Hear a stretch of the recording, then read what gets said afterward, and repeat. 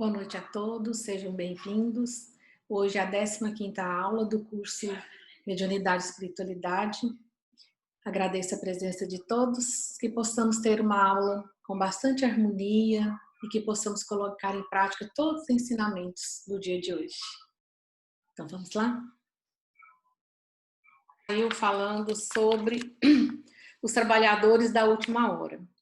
Deus procede neste momento o censo dos seus servidores fiéis e já marcou com o dedo aqueles cujo devotamento é apenas aparente, a fim de que não usurpem o salário dos servidores animosos. Pois, aos que não recuarem diante de suas tarefas, é que ele vai confiar os postos mais difíceis na grande obra da regeneração pelo Espiritismo. Cumprir-se-ão essas palavras: os primeiros serão os últimos, e os últimos serão os primeiros do reino dos céus. O Espírito de Verdade, Paris, 1862. Então, convido a todos para nos concentrar. Vamos mentalizar a imagem do nosso Mestre Jesus, com as suas mãos estendidas sobre nós, derramando sobre nós o teu amor incondicional. Que essa energia de amor entre no alto de nossas cabeças e que ela passe por todo o nosso corpo, nos limpando de toda e qualquer energia contrária ao bem, que ela possa ser transmutada nesse momento, saindo lá pelos pés, e que toda essa energia de amor também seja estendida a todos os nossos familiares que aqui estão e que não se encontram neste momento também. Que cada um possa receber esse bálsamo de energias edificantes e que ele possa restaurar cada um conforme necessário. Agradecemos pela oportunidade de estarmos aqui reunidos em teu nome e pedimos que nos proteja e nos abençoe e que possamos estar abertos ao que hoje iremos estudar, para que possamos colocar em prática esses ensinamentos. Muito obrigada e que assim seja. Hoje eu vou fazer uma aula que vai sair um pouco do cronograma do nosso curso. Fizemos uma reunião na sexta-feira com o meu grupo mediúnico e acabou que nós recebemos algumas mensagens de orientações e uma das orientações foi que pelo menos uma vez ao mês eu colocasse uma aula falando sobre Jesus, porque o Jesus, as suas palavras são tão abençoadas que ela acaba tocando o coração das pessoas no momento em que elas mais precisam. Então, foi preparada essa aula. Nós teremos aulas que terão temas diferentes do que a gente vem trabalhando o conteúdo no dia a dia. E hoje nós então vamos falar aqui sobre os ensinamentos de Jesus e a saúde integral.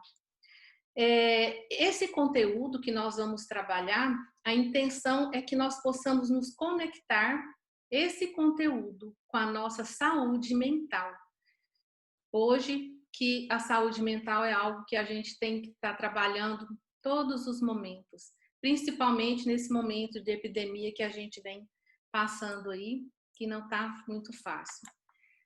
Essas aulas têm o objetivo fundamental de mostrar que na vivência do Evangelho encontraremos a cura para todos os nossos males. E Jesus diz assim: e curai os enfermos que nela houver, e dizei-lhes, é chegado a vós o reino de Deus. O entendimento da cura, ela é um pouco controvérsia. Algumas pessoas até se sentiam injustiçadas por Deus. E Jesus trouxe o outro sentido de cura, como cuidar de si. Porque a cura de dentro para fora. Enquanto o indivíduo ficar esperando passivamente que alguém faça a cura de alguém, Jesus disse assim: você está curado, vá e não peques mais, não volte a errar. Então, quando Jesus fala isso, ele está dizendo que nós recebemos a bênção às vezes, da cura, mas que a gente tem que olhar o que a gente está fazendo para mudar os nossos hábitos. No Evangelho de Lucas, no capítulo 18, versículo 41, existe uma das mais belas figuras dos ensinamentos evangélicos, o cego de Jericó. Narra o apóstolo que o infeliz andava pelo caminho mendigando e sentindo a presença do mestre. Põe-se a gritar, implorando misericórdia. Irritavam-se os populares em face dos insistentes pedidos. E lá estava o homem a gritar. Dizem que ele chegou a subir sobre uma árvore para que Jesus pudesse escutar as suas súplicas. E muitas pessoas tentaram impedir Jesus de chegar até ele. Mas aqui diz assim: tentam impedi-lo, recomendando-lhe calar as solicitações. Contudo, Jesus ouve-lhe a súplica e, aproximando-se dele, interroga-o com amor. Que queres que te faça? E ele respondeu: Senhor, que eu veja. O indivíduo que vai mendigar e se tornar uma situação tão imprópria, tão ruim, que alguém, só por ele ser um mendigo, as pessoas achavam que ele não tinha esse direito de chegar até Jesus.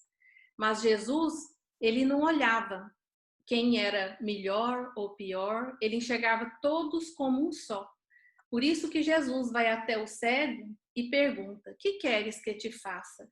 E quando ele respondeu que eu veja, Jesus entendeu que ele falava do fundo do seu coração.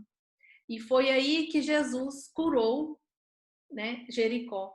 E essa cura, ela não foi só externa, porque Jesus, em si mesmo, mesmo com toda a sua fé e toda a sua força, ele não tinha o poder de mudar dentro da pessoa.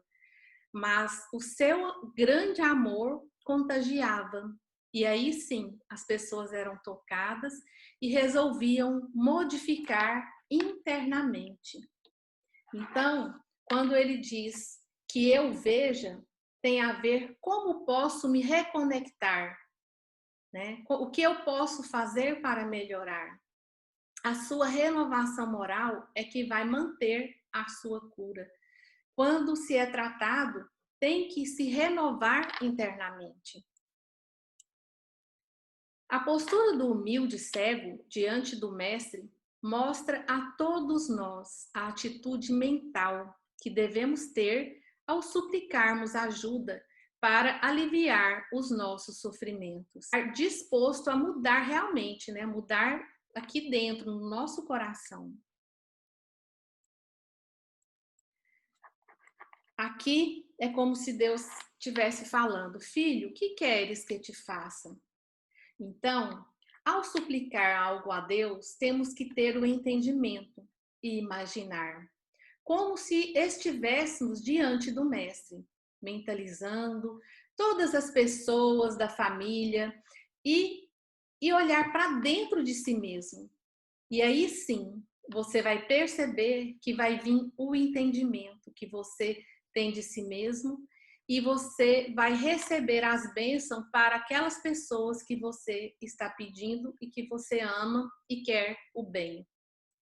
E com posse disso, você vai identificar o seu problema. E daí vai dirigir a Jesus a sua prece, o seu verdadeiro pedido.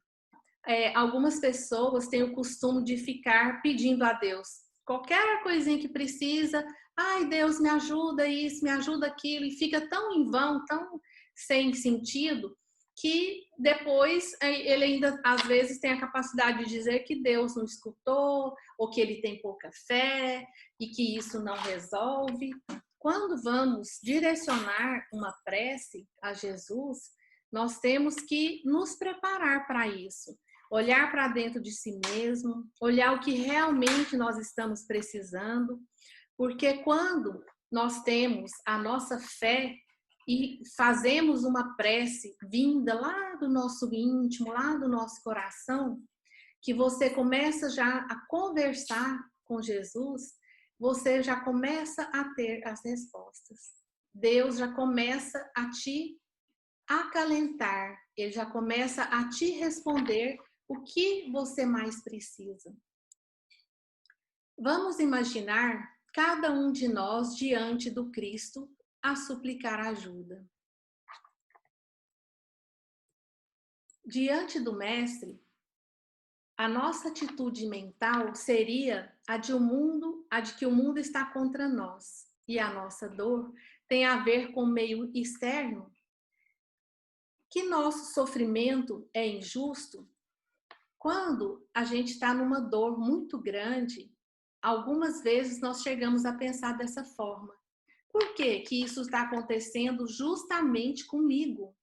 Será que eu mereço passar por tudo isso? Então a gente acaba procurando um culpado, ao invés da gente olhar para dentro de si mesmo. Nesse momento, devemos lembrar do exemplo do cego, que diz ao Senhor, que eu veja. Então, assim, esse movimento do que eu veja é ele estar disposto a realmente enxergar. Essa pergunta de Jesus é um chamamento para a tarefa renovadora, para além da cura física. A dor física, ela vem para nos despertar. O alívio que obtivemos diz respeito à esperança e fortalecimento espiritual para empreendermos a nossa renovação moral. Então, nós percebemos que em todos os pontos, Jesus cuida das pessoas e não foca na cura da pessoa. Ele diz, vá e não peques mais. Ele trata a alma, cuida da pessoa como um todo. Em primeiro lugar, e acima de qualquer coisa, Jesus veio para cuidar das pessoas.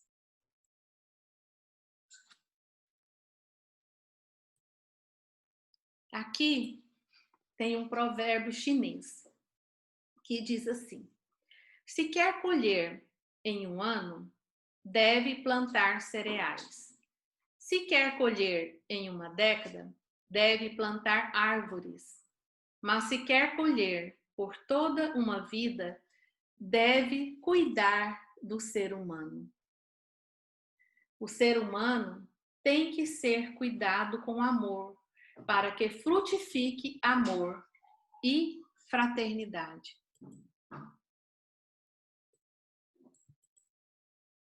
Todas as experiências pelas quais passamos nesta vida são as mais importantes e necessárias para o nosso aprimoramento espiritual. Então, sempre que vier qualquer pensamento que estiver querendo te derrubar, que estiver querendo te vitimizar, por que isso acontece comigo? Ai, da onde que vem isso? Eu faço tanta coisa boa, será que não é olhado? Será que eu estou esquecido? Ao invés de ficar vitimizando, nós temos que pensar o que eu posso aprender com tudo isso que está me acontecendo. As nossas tarefas evolutivas individuais são intransferíveis. Nós viemos aqui e eu falo assim, se a gente não aprende pelo amor, aprende pela dor. Então, a nossa vida aqui nessa terra, elas nos trazem oportunidades evolutivas através da reencarnação. E tudo que nós temos, a nossa casa, os nossos familiares, toda a nossa vida são empréstimos divinos. Tudo isso são coisas que nos são emprestadas para que a gente possa decidir. Aí nós temos o quê? O livre-arbítrio de escolher o que vamos fazer com tudo isso que nos está sendo oferecido. A oportunidade da autoeducação e reparação. Nós temos que ter esse novo olhar para o autoconhecimento. tarefas individuais e grupais, compreensão, caridade, vivência do amor.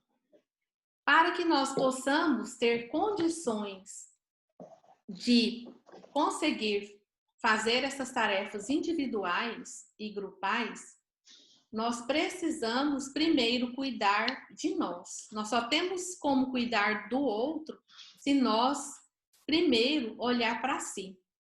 Alguém está com o microfone aberto. Dá uma olhadinha aí, por favor, pessoal. Desliga.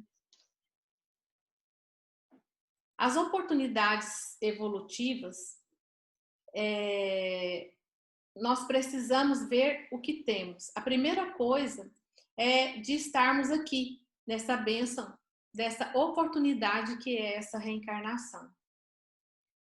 E nós temos que enxergar que tudo que vem para nós são tido como essas oportunidades e não como karmas, como coisas difíceis. Então tudo vai depender do olhar com que a gente passa a ter para tudo que acontece na vida. O autoconhecimento permite a utilização adequada dessas oportunidades evolutivas. Porque quando a gente passa a conhecer a si mesmo, nós temos a oportunidade de melhorar. E você melhorando, você acaba ressoando em tudo que está ao seu redor.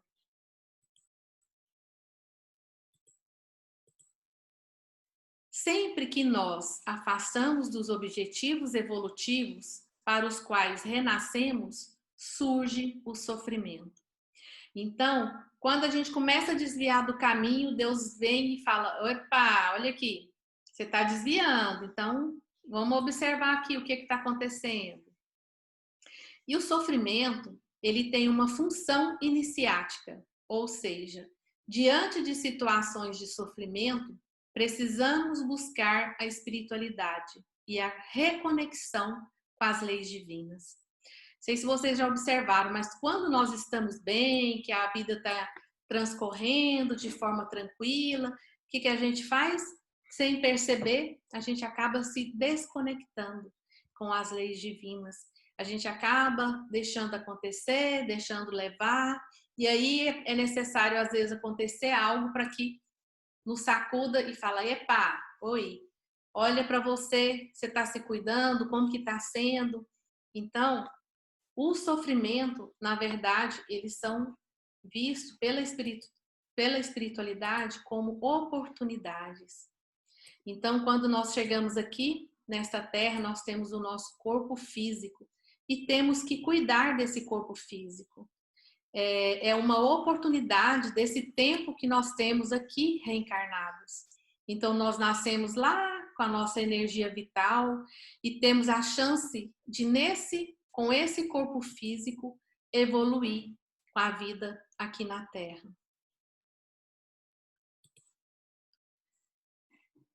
Se não valorizamos, vem o sofrimento para nos fazer refletir. Se esbanjei tudo, não cuidei do meu corpo, fui para as drogas, vem o sofrimento, como ferramenta de despertamento.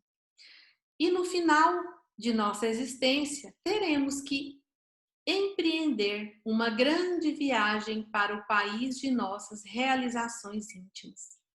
Daí tantas pessoas têm medo. E aí? Eu morro e vou para onde? Como que eu vou fazer? O que vai ser contado? Né? Então, nós, quando desencarnamos, continuamos a ser as mesmas pessoas que somos. Antigamente, quando eu era criança, as pessoas que morriam passava a ser santa. Então, morreu, descansou, nossa, vai viver em paz, feliz para sempre, eternamente feliz. Então, tinha esse conceito, como se morrer fosse bom e a pessoa fosse viver feliz para sempre num lugar perfeito. E, na verdade, nós sabemos que não é isso. Nós acreditamos, né, que nós somos um espírito eterno e nós passamos por momentos aqui no planeta Terra ou em outros planos, que são os momentos onde nós temos as oportunidades de crescimento e de evolução. A morte...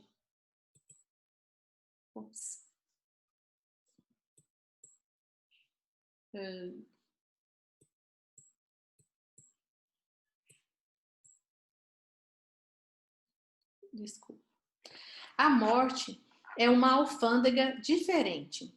Somente nos deixa passar com a bagagem espiritual de nossas realizações no uso de nosso livre-arbítrio. Todo o resto permanece aqui na Terra, porque foram empréstimos durante a nossa internação aqui. Então, o que levamos? Só aquilo que nós trabalhamos na nossa moral. Nós levamos os nossos conhecimentos. Então, se aqui você foi um profissional, trabalhou, foi um médico, foi qualquer coisa, o que você vai levar disso tudo? Os seus aprendizados, o seu amadurecimento. Todas as dificuldades que a vida nos apresenta são de caráter educativo. Nós estamos aqui neste planeta Terra para fazer como essas borboletas, nos transformar. Nós nos transformarmos em uma linda borboleta que vai sair com grande liberdade e vai poder desfrutar aí da sua liberdade. Mesmo que as vejamos agora como injustiça, castigo ou punição, mais tarde tomaremos consciência de que eram unicamente produtos de nosso limitado estado de compreensão e discernimento evolutivo. O ser humano precisa mudar o seu entendimento da realidade para buscar integrar nos conhecimentos deixados por Jesus Cristo, para a nossa iluminação e despertamento, que em última análise seria buscar a mudança de nossas atitudes pela renovação moral. E é através do autoconhecimento que nós conseguimos ter esse despertar.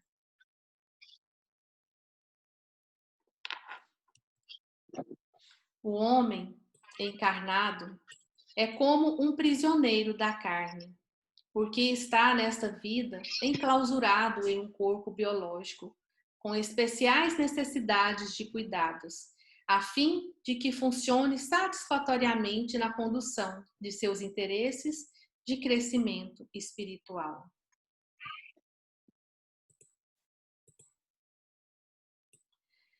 Então, aqui a evolução, ela significa mudança e transformação. Quando você muda, você se transforma.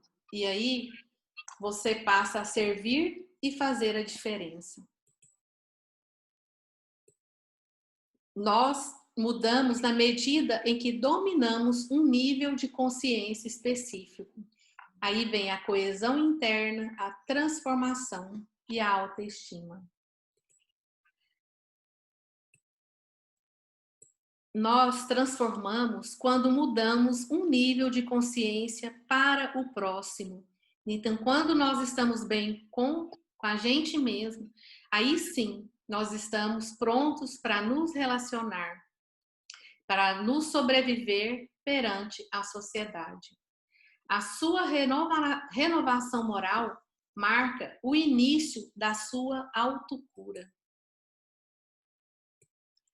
Jesus fazia distinção entre as curas que realizava no corpo físico, alertando os enfermos que o procuravam com a advertência: vá, mas não voltes a pecar, para que não te suceda o pior.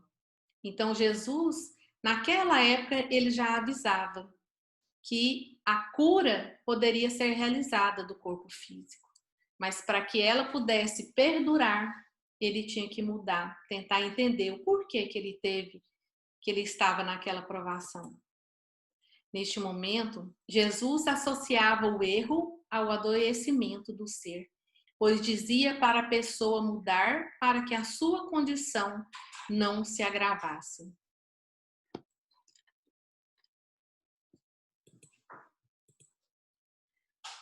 Cura em latim significa cuidado, atenção e zelo. E Médici Cura tem outro significado, que é cuidado médico. Então, de nada adianta nós irmos ao médico, ele receitar um remedinho lá, e a gente tentar curar só aquilo ali, aquela dor que está ali momentânea. Nós precisamos, sim, desde a primeira, olhar para dentro. Desde a primeira enciclopédia, associou cura com cuidados médicos ou tratamentos de saúde, como se o paciente não precisasse oferecer qualquer esforço para mudar. Então, é muito mais fácil a gente ir no médico e falar, nossa, aquele médico, ele é muito bom, ele cura as pessoas, nossa, ele é muito bom. Jogar a responsabilidade para o outro. Então, antigamente, as pessoas acreditavam isso. Os médicos eram tidos como verdadeiros curadores mesmo. Mas eles não olhavam que a pessoa, na verdade, precisava de curar dentro de si mesmo. E aí o paciente voltava e voltava e acabava aquela, arrumava outra doença e assim ia vivendo. Então, cura era usada num contexto de relações de amor e de amizade. Expressava a atitude de cuidado, de desvelo, de preocupação e de inquietação por um ente querido ou por um objeto de estimação. Leonardo Boff. Algumas pessoas usam, de forma inconsciente, a doença para chamar a atenção, às vezes para pertencer àquela família, às vezes para fazer com que ela possa ser cuidada, olhada, vista no seu âmbito familiar. E isso não é saudável. Conclusão. Curar-se significa cuidar de si, ou seja, darmos atenção à nossa essência espiritual.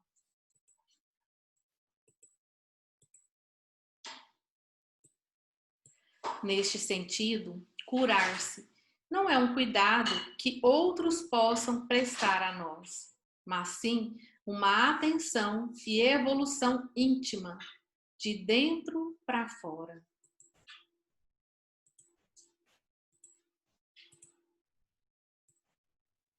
Curar-se é fazermos as pazes com a nossa consciência local, onde se encontram as leis divinas. Cuidar bem de nós mesmos implica dar atenção à nossa evolução espiritual, em vez de um foco apenas material.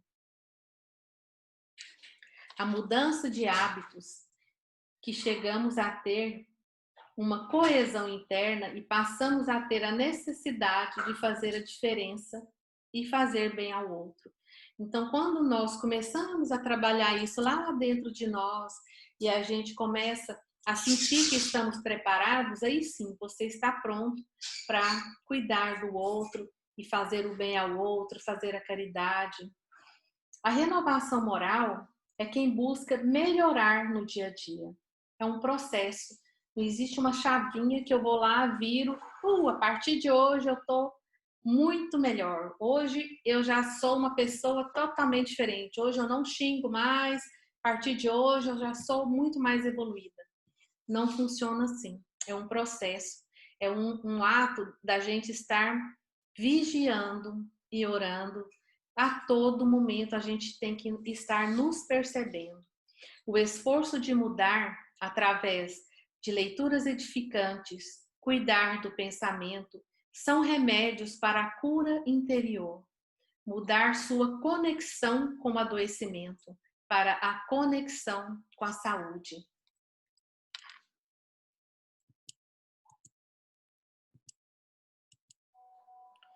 Nossa atenção tem que ser voltada para a nossa alma, com os seguintes questionamentos. Nossa atenção tem que ser voltada para a nossa alma, com os seguintes questionamentos. Que mensagem oculta a vida está me enviando através da dor? Quais são os atos ou atitudes que me levam a esses acontecimentos? Como transformar esses fardos em crescimento interior? Então, nós temos que analisar como nós estamos olhando para a nossa dor. Muitas são as pessoas que procuram os tratamentos espirituais em busca de curas ou de algo que lhes seja concedido sem qualquer esforço. Isso porque desconhecem os objetivos reais da verdadeira cura, segundo a doutrina espírita. Todos nós somos uma unidade material e espiritual, inseparável, e que as enfermidades, as doenças, são manifestações doentias cuja causa primeira está estabelecida no nosso mundo mental. Então, nós não temos que só buscar a cura externa. Nós temos que, para que seja sustentado a nossa melhora, nós temos que buscar essa melhora interior. Quando a doença se instala no organismo, é uma advertência, informando que algo não vai bem.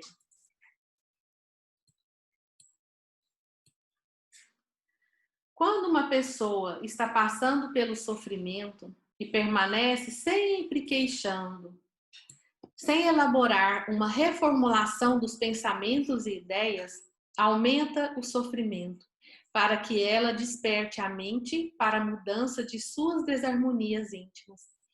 Naquela aula anterior, lá mais no começo, nós falamos sobre a importância dos pensamentos e a importância de qual pensamento nós estamos alimentando, como a história daquele lobo que eu contei. Nós temos dois lobos dentro de nós, um bom e o mau. Então, seriam os bons pensamentos e os maus pensamentos. E qual lobo você está alimentando? Se tem um sofrimento, vamos olhar, repensar, ao invés, quanto mais você se queixar, mais reclamar, você está pedindo e clamando que aquilo aconteça novamente. Vamos prestar atenção mais uma vez aqui, chamando a atenção para a força que nós temos em nossos pensamentos. Todos os dias nós temos que nos observar quais pensamentos você está alimentando em você. Porque daí você cria aquelas formas, pensamentos que vão cristalizar ao redor da sua aura. E se é boa, vai te fazer bem. E se é mal, vai te fazer mal. E depois, como tirar essas formas, pensamentos que já estão cristalizadas? Aí, sim, você busca uma ajuda. Ou recebe um passe, ou um reiki, ou vai na natureza. Alguma forma você tem que achar de descarregar, de limpar essa mente. Uma outra grande boa opção é a meditação. Na queixa, há sempre uma justificativa para continuarmos a ser como somos. Mas há também uma autoimagem negativa, pois você pensa que não pode fazer nada, que é incapaz e que não merece. O nosso propósito sincero no tratamento espiritual, ele deve ser, então, a nossa renovação íntima, o aprimoramento dos conhecimentos das leis de Deus. O conhecimento das leis que regem todo o universo em que vivemos. A função dessas aulas de esclarecimento é restituir ao paciente, a nós, né, a harmonia espiritual perdida.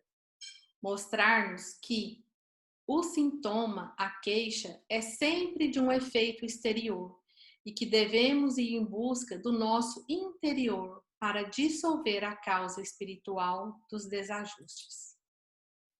São muitos os que buscam a alegria, caminhando na direção contrária. Cabe, portanto, a nós cristãos buscarmos a instrução e a educação, não sustentando a ilusão da cura sem renovação.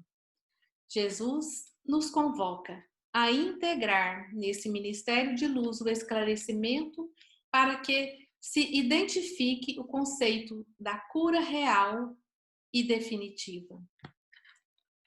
Quando entendermos que a cura de nós mesmos está ao alcance das nossas próprias mãos, já estaremos sentindo os primeiros raios de sol da verdade. E Jesus falou para nós que nós temos que conhecer a verdade e viver a verdade. E isso é a grande libertação de si mesmo, que é o nosso crescimento espiritual.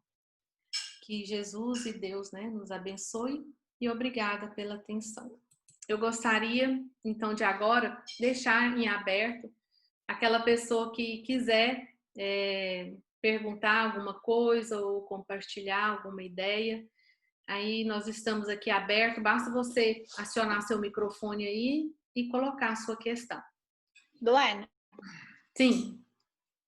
posso falar? Claro. Uhum. Olha, é assim, nada é por acaso mesmo. Isto hoje foi assim complicado, mas foi muito bom para mim.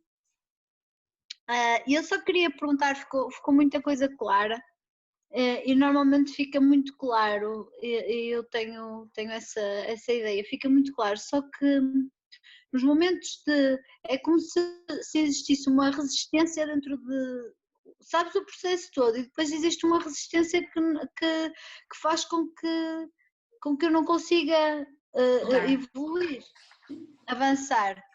Essa resistência, eu tenho consciência que pode ser mesmo algo mesmo meu, da minha personalidade, daquilo que eu trago. É possível que seja assim? Ou é mesmo ainda não estar pronta para fazer essa mudança? Então, eu acredito assim que tudo tem o seu momento certo. A gente realmente tem que estar preparada e não é fácil você querer mudar, você querer olhar para si mesmo, né? Isso não é fácil. Mas também se você olhar por outro lado, é mais cômodo você achar que eu nasci assim, eu vou morrer assim. Então, se nós estamos aqui, é mais para tentar fazer diferente, tentar mudar, tentar ser melhor um pouco. Então, talvez o processo de mudança talvez seja mais dolorido, mas eu acredito que ele seja necessário, né? Para isso que nós estamos aqui. Acho que anda a fugir da dor, mas ela está sempre atrás de mim. Então, ela está querendo te dizer alguma coisa para você. Olha, minha filha, chegou a hora, acorda. Não fujas, não fujas. Não adianta mais fugir. Não é? É. Uhum. Sobre esse tema de hoje, a gente vê na gente mesmo e com as pessoas que a gente convive, muito frequentemente essa questão de doenças físicas. E como a gente acabava estando muito na correria, ocupados demais, era muito, digamos, mais fácil eu ir ao médico, pegar um medicamento, tomar e seguir minha vida na correria, do que fazer esta análise interna, essa reflexão, para perceber o que em meu pensamento, meu sentimento, se eu tô com raiva de alguém, com mágoa de alguém, tipo, a minha gastrite é porque o meu problema é no intestino. Então, assim, e eu penso que essa pandemia, é claro que é uma situação muito, muito complexa, né? Mas, por outro lado, ela pode servir de uma oportunidade para a gente falar, peraí, de a gente diminuir um pouco o nosso ritmo, as nossas distrações externas e fazer essa análise nossa, né? Sim. E cultural, aqui no Ocidente, a gente não tem muito essa cultura, né? De autorreflexão, autoobservação, né? A gente Isso. fica muito ocupado fora, né? Sim. Então, a culpa sempre é ou porque eu estou muito estressada, ou porque eu não me alimento direito, ou porque alguém fez mal para mim, alguém me magoou, mas eu nunca faço análise assim interna, né? Então, eu queria só pontuar essa questão da pandemia, que assim, que a gente aproveite esse momento também, que isso Sim. não seja só ruim, né? Com certeza. O que eu tenho aprendido disso tudo, né? A olhar para mim, para o meu interno, para as minhas dores, né? Sim. O Nossa, que você acha sobre isso? não, você falou tudo, é isso mesmo. E assim, agora eu vejo esse momento como um momento de despertar. Quantas pessoas chegaram até mim pedindo para ensinar como meditar, como fazer, como olhar, como que eu faço para fazer isso, como que eu cuido, então. Mas eu não consigo parar o pensamento na hora de fazer meditação, como que eu faço? Então, muitas pessoas começaram a parar e olhar para dentro de si e se não sabia, ela começou a ir atrás, né? Então, a quantidade de pessoas que eu vejo, assim, no meu âmbito de amizade, no meu âmbito, né, familiar, que tiveram esse despertamento para olhar para si, olhar mais para o outro também, né? Foi, assim, bem significativo, sabe? Eu sei que muitas pessoas ainda não foram, né, tocadas, que ainda estão naquele momento do oba-oba e tudo. Mas eu penso que grande maioria já estão aí começando a ver que a oportunidade é agora e a opção que tem é essa. Porque quando a dor bate com força no coração, as pessoas começam a querer fazer alguma coisa diferente para aquilo. E elas estão percebendo que é o que fala aqui nesse evangelho, né? Se você recebe uma melhora e depois você continua a praticar as mesmas ações, aquela dor de cabeça vai voltar, aquela gastrite vai voltar. Se você não mudou seus hábitos alimentares, vai voltar aquela dor, né? E aí você traz para suas dores internas, porque hoje a maioria dos problemas das pessoas é mental. As pessoas estão com muitas depressões, muitos problemas de pensamentos repetitivos, e isso demanda do quê? Da questão de vigiar o pensamento, focar, né? A pessoa estar mais preocupada em veio aquele pensamento, porque nós vivemos nesse mundo de prova e expiação, claro que ao nosso redor tem muito mais coisa negativa que positiva. Agora, em que eu vou escolher sintonizar? Aí vai da pessoa. E aí que vai esses estudos nossos, a nossa força do pensamento, em que nós estamos nos conectando nesse momento que está todo mundo aí desesperado, indo para a dor, querendo colocar a culpa no presidente, em tudo quanto é pessoa, menos olhar para si. É mais fácil você ter um problema, querer culpar o outro, do que você ter o problema e olhar o que eu posso fazer para cuidar disso daqui. Então, realmente, esse momento que nós estamos passando é um momento de grande oportunidade de reflexão, né? De crescimento, de buscar, porque não é fácil você ficar enclausurado, sem amigos, sem casa, né? Realmente é um grande desafio, nossa senhora. Nós que estamos aí fazendo direitinho, sabe como está sendo dessa forma. Elaine, uma coisa interessante que eu gostei muito que você acabou de falar é o seguinte: nós temos a escolha.